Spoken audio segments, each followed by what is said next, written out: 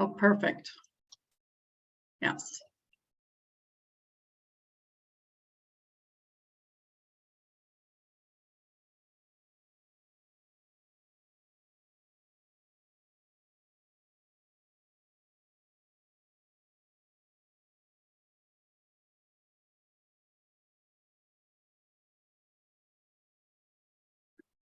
Go ahead then, and I welcome everyone here today, and a special welcome to our guest speaker, Andrew, and I hope I say this right. Paredes, Yep. Is your last name? You got it. All right, with the Colorado DOLA Division of Housing. Andrew has been in this position of housing finance and sustainability for 3 years. And before coming to DOLA, Andrew was with the Colorado Business Bank. And today he's going to be giving us an overview of DOLA's housing priorities and a status update on ARPA housing funding, and maybe a sneak preview of how Prop 123 funding will be administered. So at this time, I'd ask all of us who are in attendance to mute to keep outside noises from interfering in Andrew's presentation. And then I think if we put questions in chat, we can present those to Andrew following his presentation. And if he's not able to answer all of them, we'll have a record of them and we can follow up with responses from DOLA. So with that, I'm going to turn it over to Andrew. Thanks, Trish, and good morning, good afternoon to everybody. As Trish indicated, I'm Andrew Paredes. I'm the director of our Office of Housing Finance and Sustainability within the Division of Housing within the Department of Local Affairs. So I primarily work with our groups of housing development specialists. Those are our regional contacts throughout the state who work with local housing authorities, nonprofits, and for-profit developers of affordable housing, as well as our asset management team who work with those same entities to get, to fund the housing during construction, as well as monitor and ensure that the projects continue to run efficiently and serve the intended populations once completed and placed into use. So I'll try to be quick-ish here with my presentation and give a lot of time for Q&A. So I don't know if I 100% will hit on all your questions in my presentation, so I want to be sure you have time to answer them and a discussion as needed. So as Trish indicated, I'm new to the Division of Housing, only 3 years. Prior to that, I was in commercial banking, doing a lot of housing finance and lending activity, but for kind of all food groups of multifamily and single family housing. And I came on board in 2020, January of 2020, so right before COVID and kind of right as everything began to mushroom in terms of both, our housing needs that was always there, but really exacerbated by COVID, as well as a lot of new funding sources and resources for the Division of Housing and for the state of Colorado in general. So traditionally, the Division of Housing's development and preservation funding has been through what we call our GAP financing program. And so that is subsidy, whether it's federally sourced or state sourced, that the division accepts applications for and invests into housing projects throughout the state.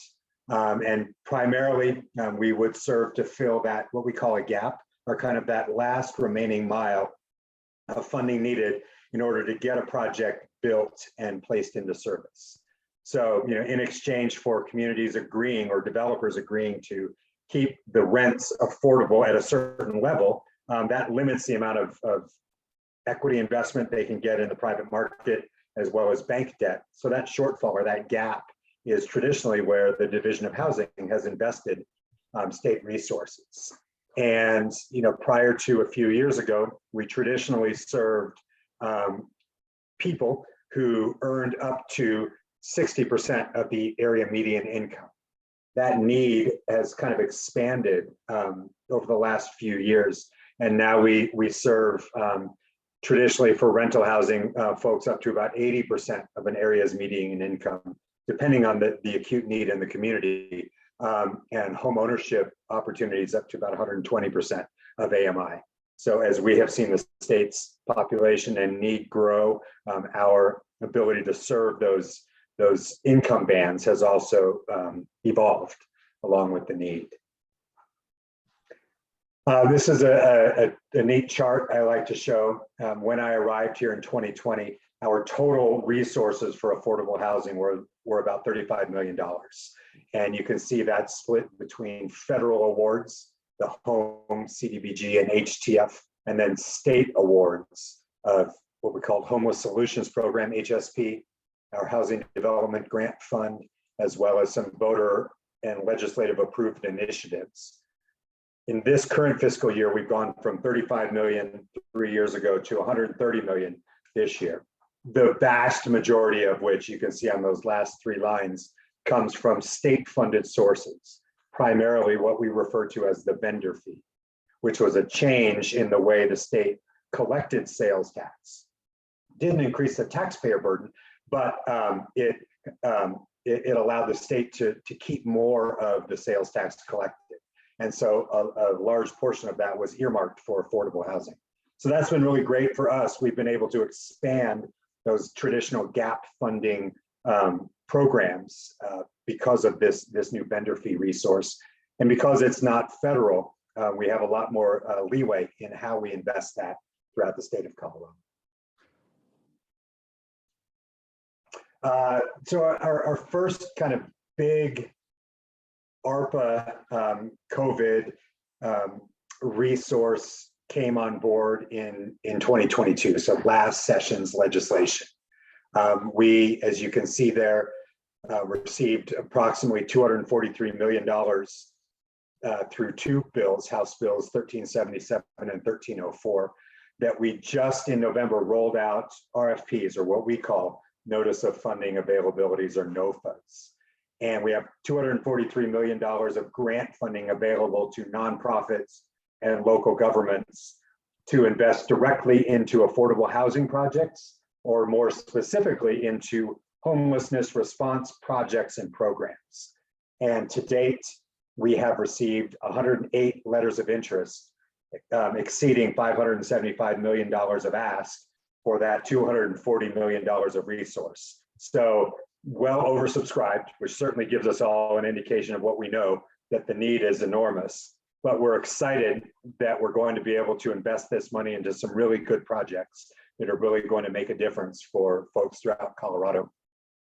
And the types of projects we are able to award by statute range, as I said, all the way from homelessness response, think kind of daily, nightly shelter type housing, all the way through, if you think of it as a continuum, through home ownership projects serving up to 170% of area median income in some of our rural and rural resort communities. And the legislature tried to paint a broad spectrum so that we could invest the money throughout the state where the need is great. We know there's certainly a great need for homelessness response and shelter financing, but in some of our more remote communities, there's a need for individuals who have for their lives lived and worked in these communities to be able to afford to buy a house and not be outcompeted, say, by second and third home buyer opportunities. So it really gives us a broad spectrum. That legislative session also, through Senate Bill 160, provided $35 million of resource to assist mobile home park owners and residents to acquire their parks when they go up for sale. Oftentimes, those that own their mobile home unit, the structure that they live in that sits above the ground, they own that, but they don't own the ground underneath that. They rent that from a mobile home park landlord. And that sometimes works fine, but when that landlord decides that he, she, or they are going to sell that park, for whatever reason, the new owner could come in and change the use and kind of not kick everybody out, but just not renew leases. And therefore, people who have, will be displaced. So the legislature provided $35 million for the division to invest with community development, financial institutions, kind of nonprofit lending partners to try and make as friendly loans as possible to groups of owners who want to buy their own park in order to more control their destiny and allow the residents to stay on the site but still allow the former landlord to sell the park and get out of their investment. There's up to 35 million for mobile home parks Correct. that we don't have here. And that notice of funding availability, or NOFA, just was released at the end of December, and we expect to see applications. Whoops, sounds like somebody's not on mute. I'm sorry. We expect to receive applications for those funding mechanisms here in the next week or so. So we're very excited about that. In addition, we just rolled out the offering for the Transformational Housing Loan Program, or Senate Bill 159.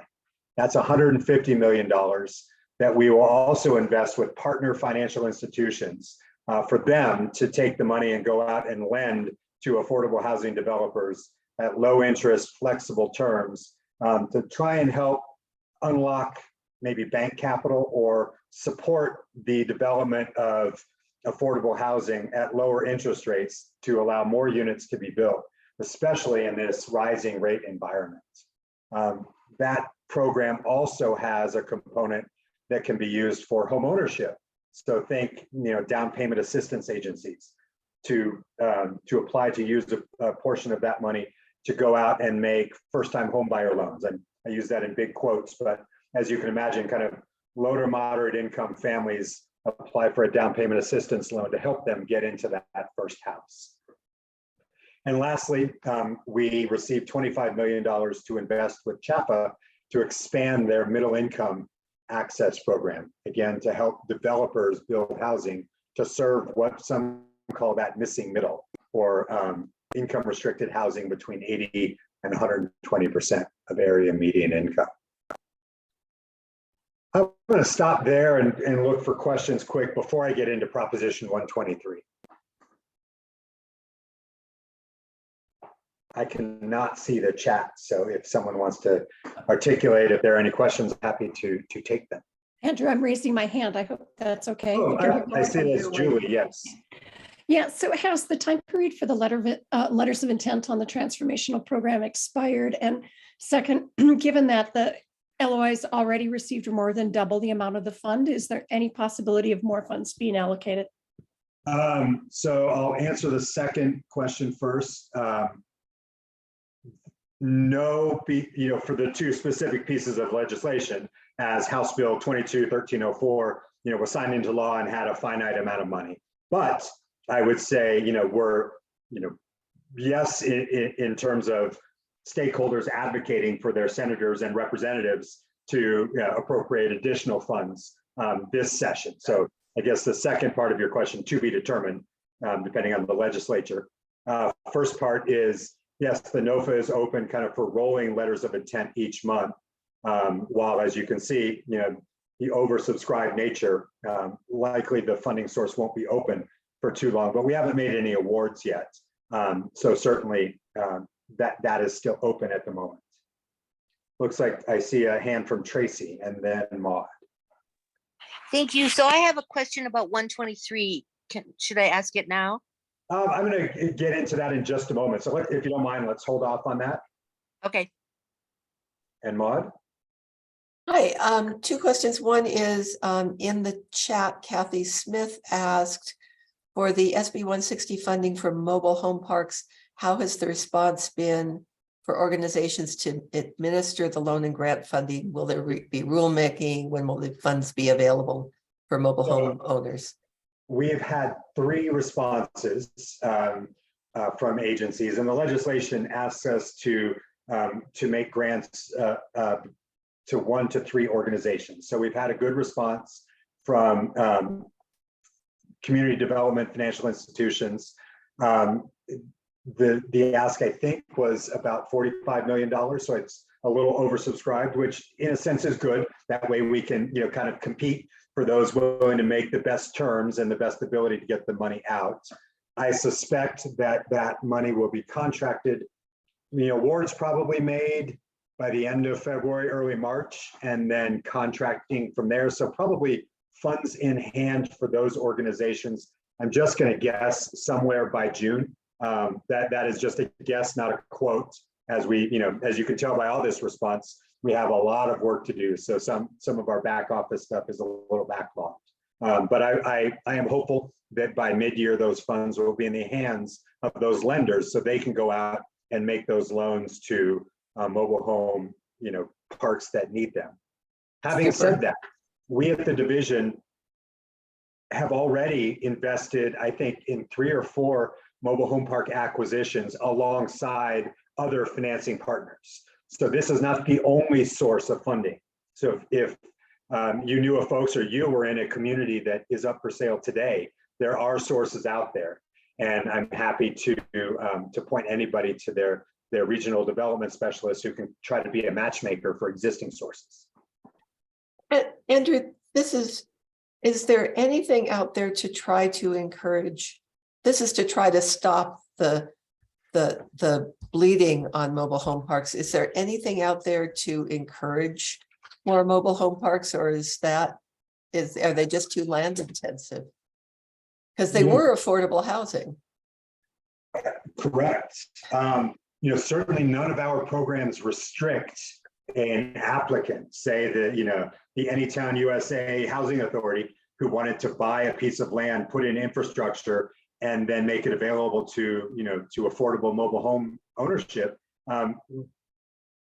That idea fits lots of our programs. So any of our basic programs, are eligible for that use. I don't know that we have one that is actively encouraging that, but certainly if that idea came up, that would be an eligible use for a lot of our programs. So now I think I will take a breath, and I see Tracy's hand still up, so I know we're getting to 123. I will go into what I know about Proposition 123. So as you all know, 123 was passed by the voters in November.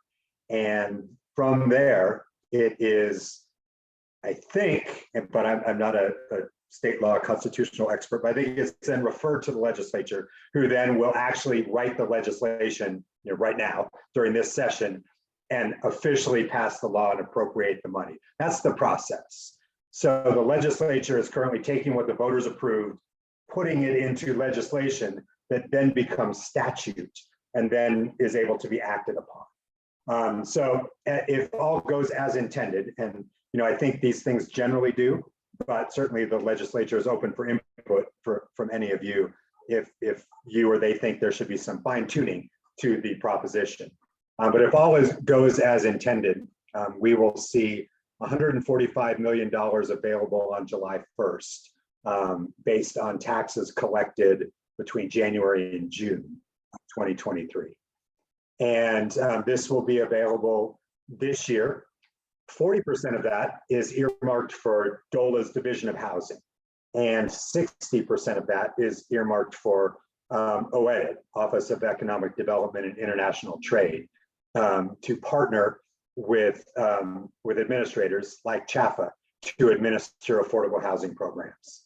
So DOLA, or Division of Housing's portion, is to use for homelessness response, home ownership opportunities, and a small sliver for local communities to do kind of planning and capacity technical assistance. And then the OEDIT CHAFA program, 60% of the money will go to them to continue affordable housing lending and equity investments, as well as some incentives for modular and manufactured housing. We estimate that in the calendar year 2023 in July, $58 million will be available to the Division of Housing and $87 million available to OEDIT and CHAFA. And then starting next year and every year thereafter, that amount will approximately double. So what is the Division of Housing thinking about in terms of the Prop 123 money? We at DOH will use the program to fund or continue funding home ownership opportunities. We do that now at the Division of Housing and have for years. We have DOH-sponsored down payment assistance programs. We have DOH-sponsored what we call single-family owner-occupied rehab programs. Think, money available to low-income homeowners to make necessary repairs to their house, or perhaps, to make modifications to help folks stay in their house, age in place, that kind of thing. We will use the money to expand our homelessness solutions programs, perhaps grants and loans to continue providing permanent supportive housing, perhaps money to help homeless solution providers expand their services offerings. Our Division of Local Government will use some funds to help local governments continue to think about land use and planning. So I think I got ahead of myself. I'm sorry about this. You can see the home ownership programs that we will continue to roll out at the Division of Housing, as well as the homelessness response programs that we currently offer. And we will use this Prop 123 funds to continue and expand these programs. We actually feel fairly lucky at the Division of Housing with Prop 123 because this will be the first time in a couple of years we won't need to go back to the drawing board to invent brand new programs.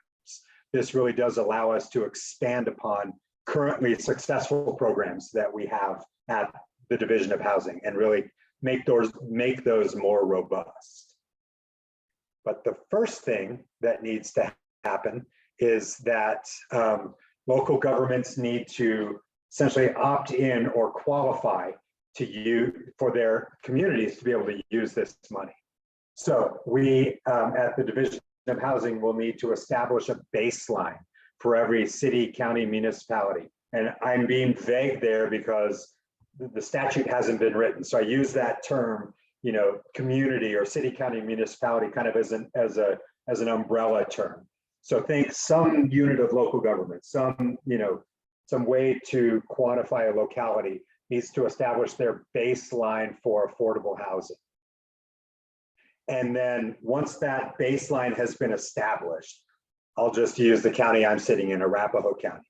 If Arapahoe County as a whole, says that we have 10,000 affordable housing units in the county. I'm making these numbers up, so please don't quote me.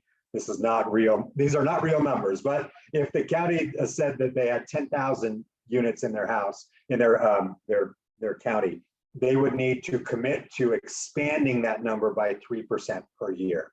And then the division is required to go back every 3 years and certify that that locality has indeed been growing their portfolio of affordable housing opportunities.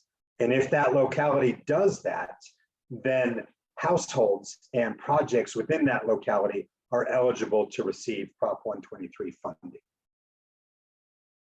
So that is a fairly natural stopping point to start taking questions, because I know there are a lot around Prop 123.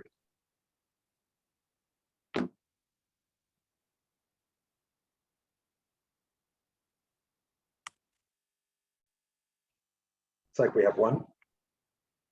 I think Tracy and then Julie. So is it my turn? Yep. Okay. So this weekend, I heard that there's possibly legislation coming to use 123 funds to help homeowners associations with their maintenance needs. Forgetting about the dynamics between the executive branch and the legislative branch, putting that aside if possible, is that something that's within the scope of 123? I don't know. And I maybe I say that coughing out a little bit because I am the executive branch. But we have seen the legislation and I've read it a little bit, knowing that it's not the statute yet. And so we at the Division of Housing really need to let the legislature weigh in on the exact eligible uses. But certainly the legislation talks about home ownership and supporting home ownership. So I could see where homeowner association advocates would try to be stakeholding to the legislature to try and tie that in. But certainly, I don't know the chapter and verse of that legislation yet, and kind of am being a little bit hands off until I see the actual statute from the legislature, so that I know exactly what type of programs we should be building out. Julie, and then Kathy. Thanks, Andrew. I'm actually just hitting my head on my desk because if you go down that path, then all of a sudden, you're going to start I mean, it's kind of hard to imagine going down that path, but I'll leave it at that. So I guess this may be too early, but I'm from Fort Collins, and you're probably aware that Fort Collins attempted to update its land development code, land use code, and there was a citizen backlash, and it's been temporarily repealed, subject to looking at it again. Yep. One of the things that that land development code did was provide the expedited review process Yep. for affordable housing applications. So I guess my question is, how big of a deal do you think it's going to be for cities to get this expedited process in place? And then do you have any sense if these expedited processes are appealed to higher bodies and city governments, if that will count against the municipality? So, that has been probably one of the biggest talking points so far in terms, the Prop 123 was fairly vague in fast track approval process or expedited approval process. I think that it had something in there that said, one of the qualifying strategies for localities is a 90-day fast track approval process. But I've heard lots of talk about what does that mean? When does day one start of that 90-day process? And I know that there's been lots of comments and stakeholding from the localities, from the building departments, let's say, as to the feasibility of that. So I don't have an answer for you there other than I know that that's a hot topic between localities and their legislators as they look to write the final rule. I would, personally hate to see an entire community lose out on this funding for maybe technical or lack of ability reasons to turn building permits around in 90 days. But I'm not the legislature, so not the one writing those rules. But that's going to be a hot topic for sure. Well, I would definitely think about if you have the ability to influence this whole appeals thing, because I do think that the process, one way or another, the process can be put into place. But I will tell you, in my own experience, that I am on planning and zoning in Fort Collins, is that there are lots of neighbors that don't want affordable housing developments in their neighborhood. And so the appeal process is what they use to make that point. And it can take some time, and it's unfortunate, but citizens do have a right. And if all of a sudden you're counted out because you have appeals, that would be really unfortunate in my mind. Yep, for sure. And I don't have any influence over the legislation. Want to be, I tiptoe into the political discussions, but that's, I would say, counsel anybody to absolutely let your legislator know that so that they can consider that as they debate the final statute here. Kathy. Hi, Andrew. Thanks so much for some great information. So a couple of questions to follow up on Julie. I assume that DOH will be doing some rulemaking. What do you anticipate the time frame for that rulemaking? And there's a time frame for local governments to express their intent to opt in, right? Correct. And I believe that right now, that framework is by November in terms of the opt-in. We have begun to work on some data around what that locality's baseline is going to be. And I believe that we should start to have be ready to have stakeholder meetings about what that baseline is and our kind of methodology around the calculations as soon as the legislation is complete. So that could, that would be, I would think, sometime, by June, July, in terms of the rules around how communities will be able to opt in or be able to be considered, qualified in terms of being able to receive assistance in their communities. That is a different part of the Division of Housing than I'm involved in, so I'm not as up to date on the day-to-day as far as that goes. My groups would be charged with rolling out the actual dollars to the programs. And as I said earlier, we already have the programs that would be beneficiaries of these dollars kind of put in place. So we are ready to get the money out as soon as we receive it, as well as communities are able to opt in, because we have existing programs that we can really just build upon and expand. So I'm very excited about that getting the money out into the communities will be quicker with Prop 123 than it has been with some of the other ARPA related programs, because we don't have to build anything from scratch.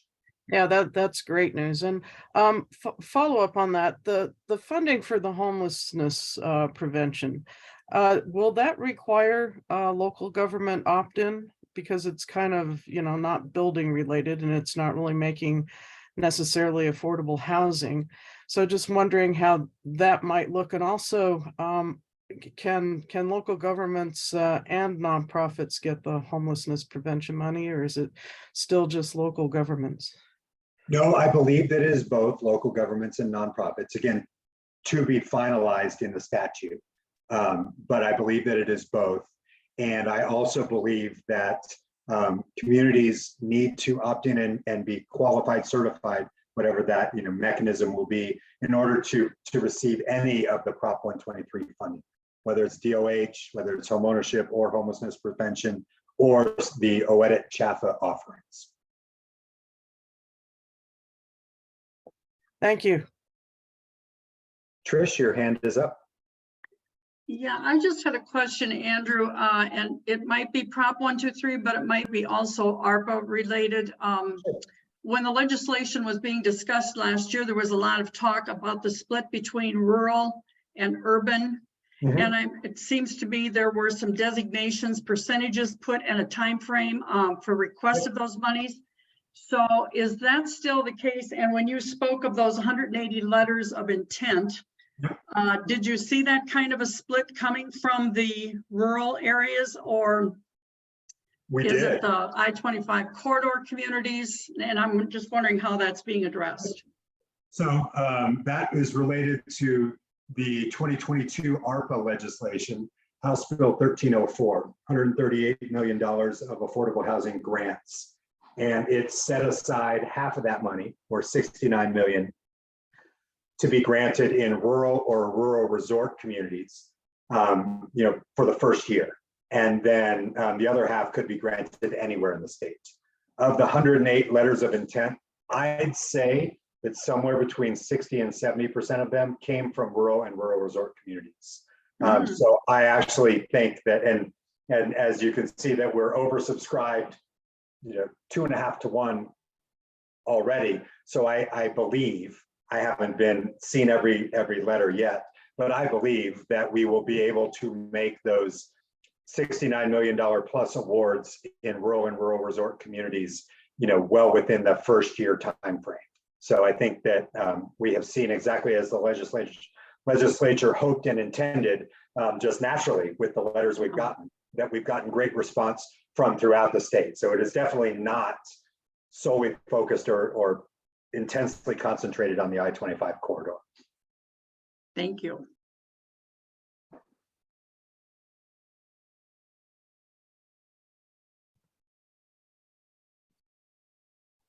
So I'll put up here my contact information. If you all or any of your contacts have questions, I'm happy to field them and answer them if I can, or pass them along to folks if I can't.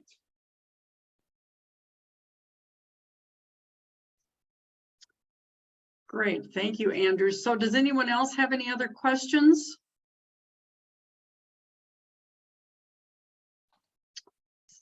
See, you just presented all the information perfectly, Andrew. You answered all of our questions, so thank you. I'm sure not. A lot of TBD, especially with Prop 123. So we are all anxious and also in a wait and see mode. Yes, exactly. And we will wait and see. I don't think there's a morning we get up and look at our newspapers that we're not seeing an article about Colorado housing out there in the headlines. So it's an exciting time, but there is a lot happening. Good news on the housing front. So I see. Thank you for all you're doing. Maud, go ahead. I'm sorry. No, that's fine. Are you able to send the slide deck to Trish? I will. Trish, I'll ask Laura to send that to you. She, my coworker here, she's got that she can share. Perfect. And we'll let Thank everyone you. know about the recording as well being available. So Yep. we thank you for coming. and Sure. spending some time with us today, Andrew, and appreciate all you're doing on the housing front. Got it. You guys have a good day. Thank you. All right, thank you. Bye-bye. Thank you. All right. All right, very good. That was great information. And yeah, we will, I'll have to figure out where we store the slide deck on so that it's available. We can put it the- on your webpage, the Housing Task Force webpage. Okay, all Fantastic. right, perfect. Thank you, Beth. We'll work on that one. All right, then we said we were just going to have a short meeting following Andrew's presentation. The first thing I have down here to address is we've got a bit of a conflict with some folks on the fourth Monday. We'd like to keep this time, but I guess I'm asking, we'd originally set the third Monday to meet, and we went to the fourth because of Andrew's availability this month. So are we good if we go back to the third Monday at 11:45? Any objections to that? Keeping in mind that the February one is a holiday. Yeah, Is that, Beth, is that going to be, I know you folks in the office, state office do get some holidays, fortunately. Do you get President's Day? Are we going to be asking you folks to open a meeting room when you otherwise would be off? If we meet President's Day in February? It's possible, but we can figure out how to work that out.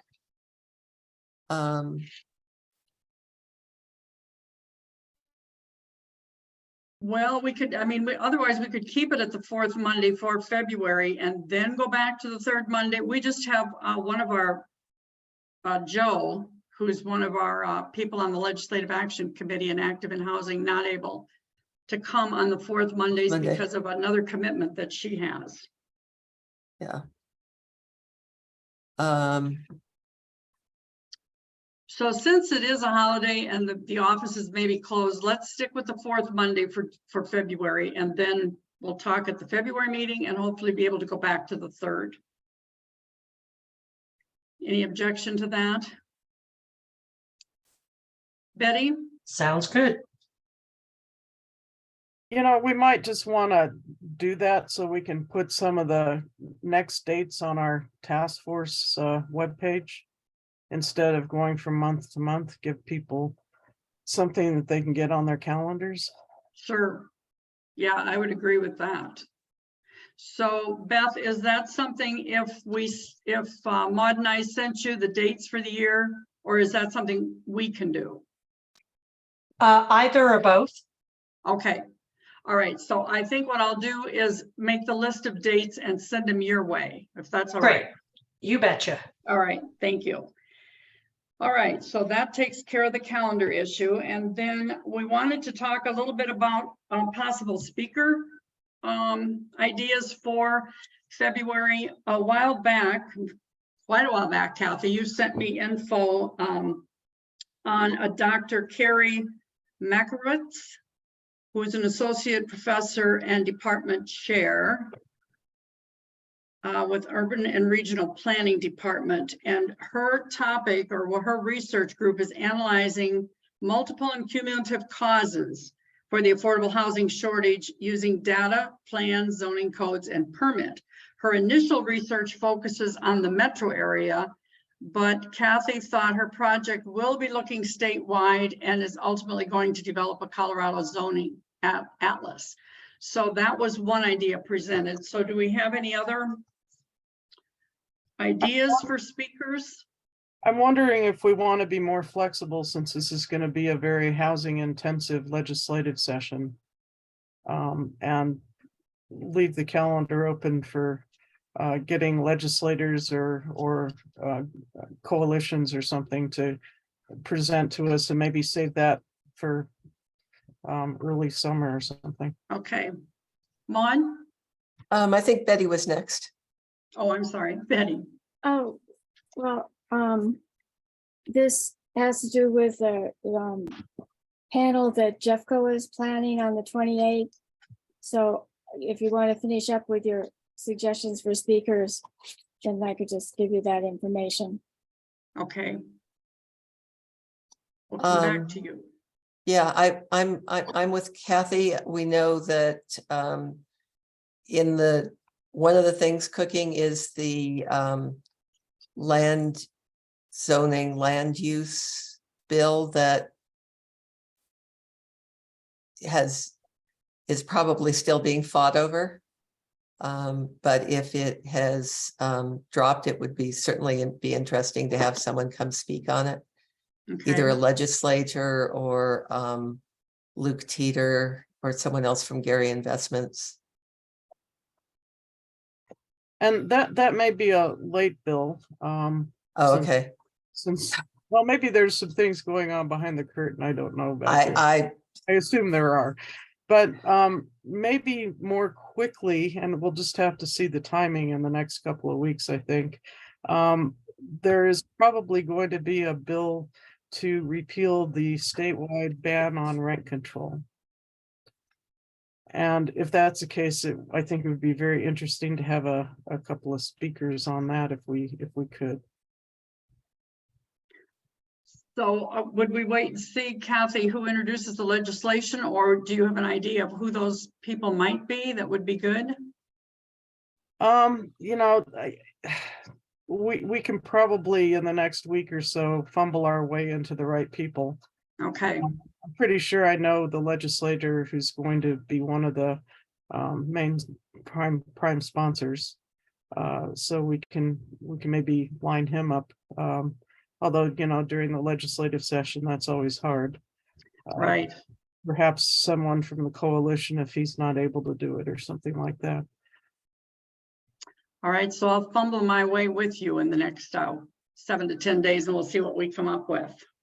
And then we can let everyone know who will be coming then to that meeting around the topic. Other ideas? I think that, as Kathy said, that would fill our needs for probably February, March, April, because this is a legislative session, so there's just going to be a lot going on in the housing front. So I think it'd be good to keep tabs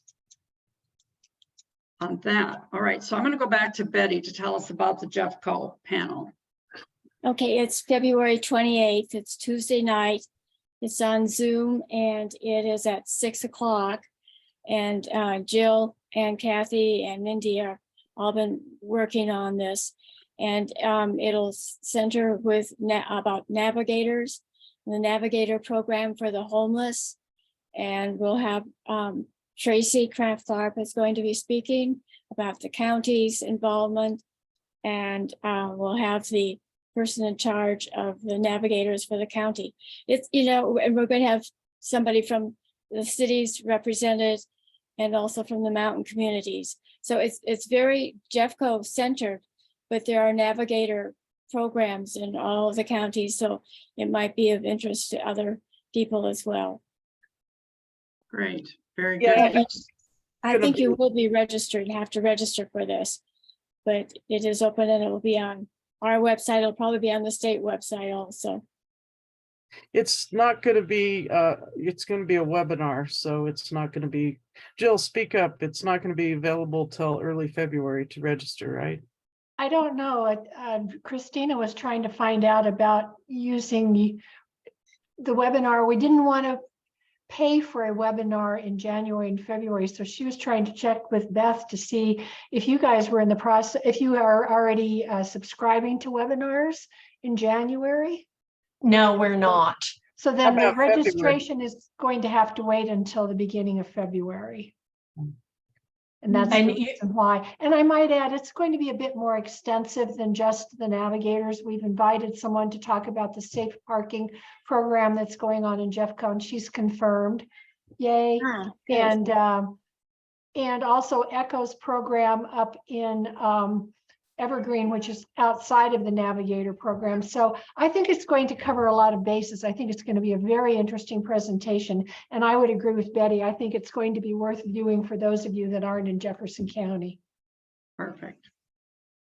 I should mention that Tracy Kraft-Tharp, who was on this call earlier for Andrew's talk, is one of our 3 county commissioners in Jefferson County.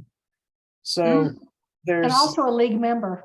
and also a league member, and she'll be one of the panelists, but this is kind of you know, we've got a mayor from Wheatridge, and so it's county mayors and local and on the ground people trying to figure out how to address the problems in Jeffco.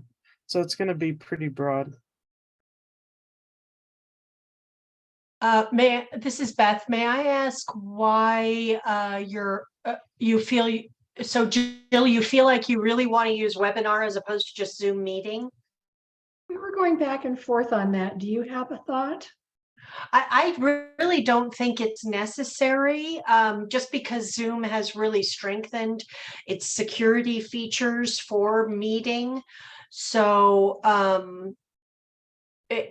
yeah, and you're welcome to use our Zoom Pro account, which has, really large capacities in terms of attendees. That's good, because I think we're limited to 100. We had our meeting last week and we basically brainstormed all the different organizations, officials, groups that we wanted to invite, and we have a really extensive invitation list. So we're hoping that this can stimulate some conversations in the county way outside of the league. Cool. So we were concerned about the 100 cap, but I can't remember exactly. There was another reason that Christina thought webinar would work better. Well, I think that happened right after the state proposed meeting on gun violence prevention Oh, and your experience. And so we met right after that, and we're a little concerned. okay. We are going to go ahead. That meeting was just postponed. We do plan to go ahead with it. And I have committed to reaching out to everyone who registered for the prior meeting. So we're going to go ahead with it, Betty. And just with Zoom meeting as opposed to webinar. Okay. So it's a little nerve-wracking, but we don't have a date yet set, but we are just going to go ahead with Zoom meeting because the host or hosts can remove any participant very, very easily. I've done One little yes. click. I've done that. It's fast. We got Yeah, a it's a little North satisfying. Jeffco meeting Zoom bombed one time. Oh, don't you all remember that? When was it? Making Democracy Work Day in 2020, I think, when somebody got on and showed us all a porno. So Betty and I can get with Christina and confirm what her thoughts are, but I appreciate the offer of the use of your Zoom. Oh, and that's ongoing, please, Okay. at, any time. And Jill, not only can you kick people out, the host can mute people. Somebody was coughing, somebody was talking in the background. I just muted them as host just now. And Beth tells me it's I think as part of security, I can keep anyone from being on video. Everyone's just black screens. You can keep everyone from sharing their screens, from chatting. I mean, you can really tighten down. Yeah, it can basically be a webinar Okay. just on Zoom. Well, if that's the case, then we might be able to include the registration link immediately. She was worried because the way the system is set up is that it's going to send out information right after people register. So that's why there was the delay. But we're pretty much ready to go in terms of knowing who our speakers are and so forth. So we could start publicizing it right now. Great. I can get you a Zoom link whenever you want. Okay, let me confirm with Christina. I don't want to be the final say, but I'll get with you very soon. Great. Appreciate it. Okay. Perfect. So we can spread the word. That sounds very interesting. Very interesting. Okay, so while we're talking about Zoom, I have a question. In Larimer County, when we register for our meetings, we get a reminder notice sent out the morning of the meeting. So my question is, for these housing task force meetings, can that be set up in a way that even if people register now for February, that the morning of the meeting, we get a reminders email with the link. Yeah. If you're setting up the housing task force meetings through the LWVCO website, excuse me, please. We're very happy to do that. I'm sorry, Trish, I can't remember if you've been setting up the events in Club Express or if we have. But yeah, that's a very easy thing to do and we can do that. All right, good. So we'll work on that because no, I have not been setting them up. So Maud, have you? Okay. No, I don't know who's Okay. setting up, but we'll have to communicate and It's- work on that. Great. It's probably Hannah. And in which case setting up an automatic reminder is kind of a standard operating procedure, but I'll be sure to confirm that. All right, perfect. Thank you, Beth. Okay, good. The only other thing I have down here is that we continue to recruit new members. You know, we talked about reaching out to the community members involved in housing beyond league members. And I think we want this task force to be more inclusive of community partners in housing out there. So please, as you have your contacts made, bring up our group and what we do and invite them to be a member of this group. I think it'll just make us stronger to have those voices with us. So otherwise, does anyone else have any announcements, comments? May I just say that LWVCO has a great event this Wednesday for those of you that are in the metro area. It is an in-person event. Major Garrett, who is NBC's chief Washington correspondent, and David Becker, who is the founder and executive director of the Center for Election Innovation and Research. I really should know that. Together, they've written a book called The Big Truth, Upholding Democracy in the Time of the Big Lie.